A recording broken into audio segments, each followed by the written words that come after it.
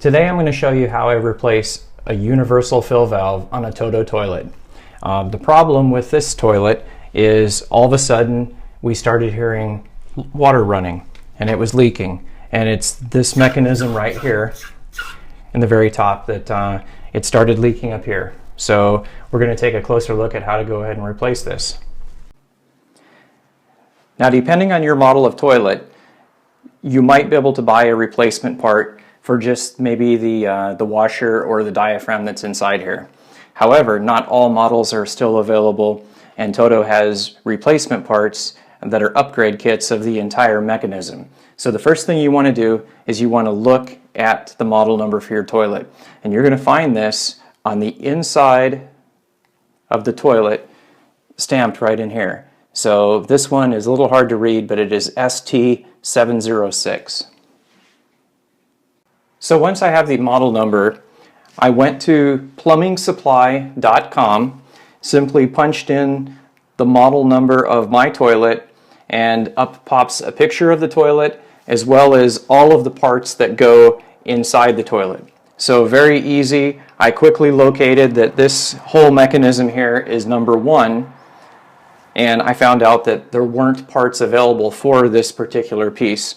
So when I click on 1, I am told that this mechanism now is obsolete, and they give me a picture of the new unit that will be installed, and ordering was very simple. So a couple of days later, this piece here arrived in the mail, and so let's go ahead and install it. And one note, I did check with Home Depot and Lowe's first, and neither of them had this part in stock. So my concern was buying some universal fill that wasn't a TOTO part in a TOTO tank might cause issues. So that's why we went with TOTO. And I did notice that on the box it says made in the USA, which was a plus for me. Before I drain the tank and remove the old part, I want to see what's inside the box in case there's any special instructions. So let's just see what comes in this thing. Okay.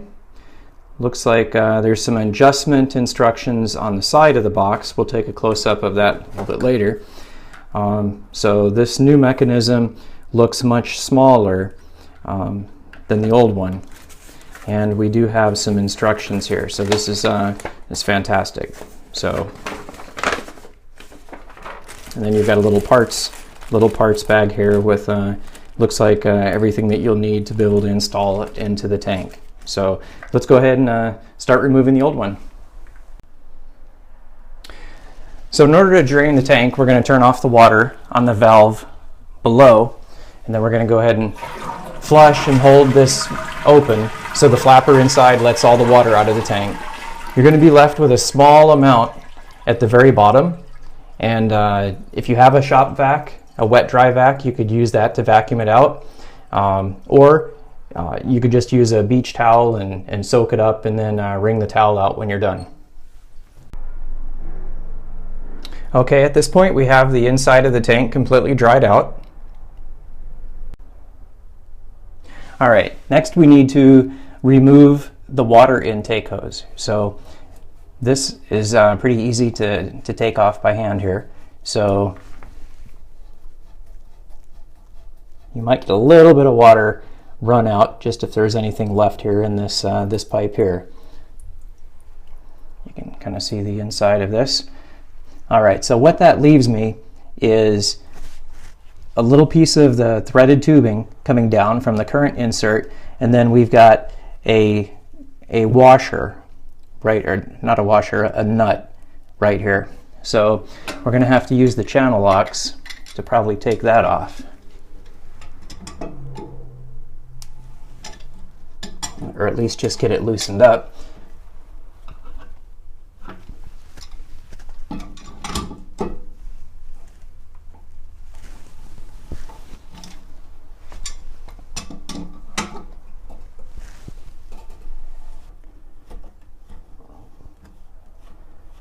All right, here you can see this is what I just took off there.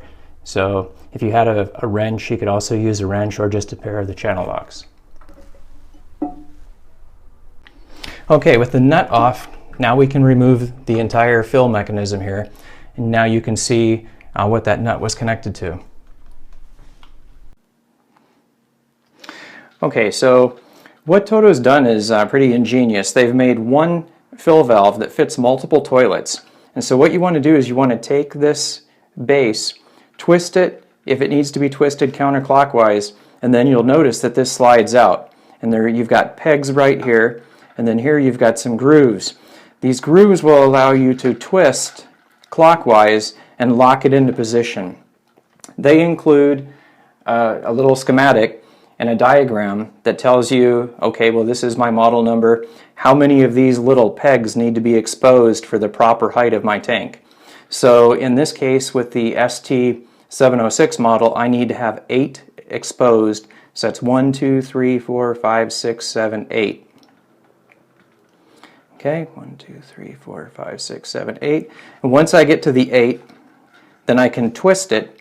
And when you twist it, at first, you think it's all the way. But if you continue to twist more, it'll actually snap in place. 1, 2, 3, 4, 5, 6, 7, 8. Actually, I went one too far. So,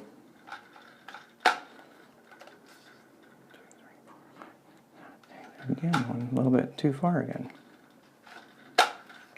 1, 2, 3, 4, 5, 6, 7, 8. All right, and now you'll notice that there's a little line right here, and they provide this it's like a key, and you'll slide this in,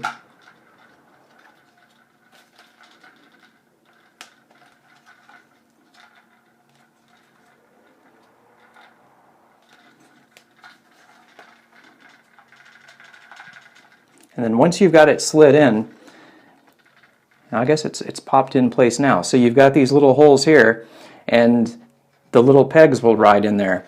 And the purpose of this is to keep this from actually sliding up and down, so it locks it in place for us. All right, so next we're ready to put this into the tank. One thing that I did was I took my towel and I wiped it really clean around the base, so that way this will form a good seal when you put this in. So you're just going to simply insert the new one, and then they give you a new nut. So we're going to take this and we're going to screw it onto the bottom.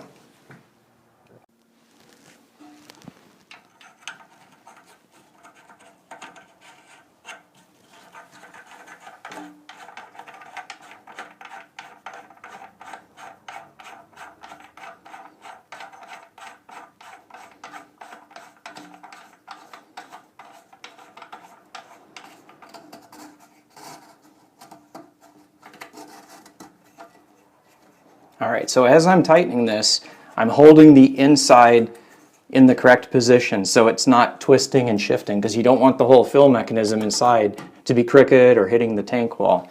So I've hand tightened this. Now I usually am very hesitant about putting any more pressure on something like this. I am going to see if I can tighten it just a hair more with some channel locks. I should say that TOTO put some really big finger grips on this for me, so they might just want me to hand tighten it only. But I gave it about an 1/8 of an inch more turn just to make sure it's extra tight there. Now TOTO did include a new fitting to go on to my line that feeds into the wall, as well as the compression inside.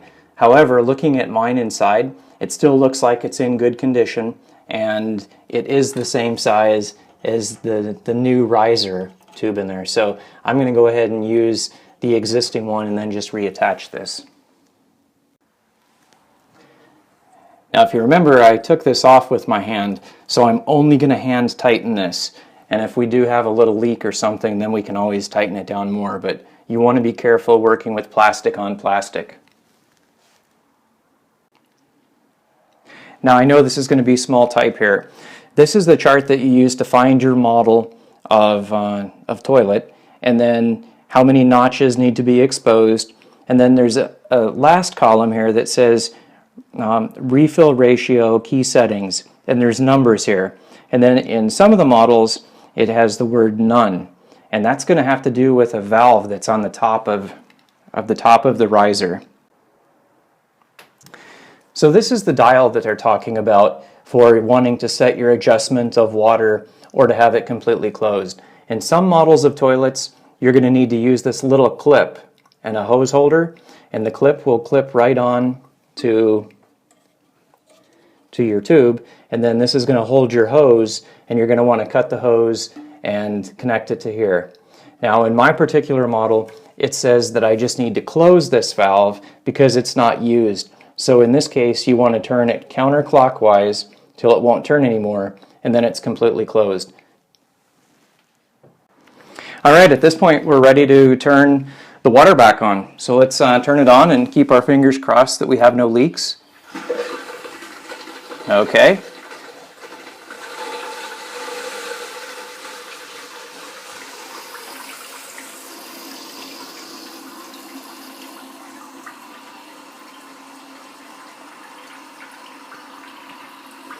Now you won't know if this is going to leak until the tank is completely filled, because that's when the most pressure of water is going to be in the tank, and so that's the most probable time for it to leak.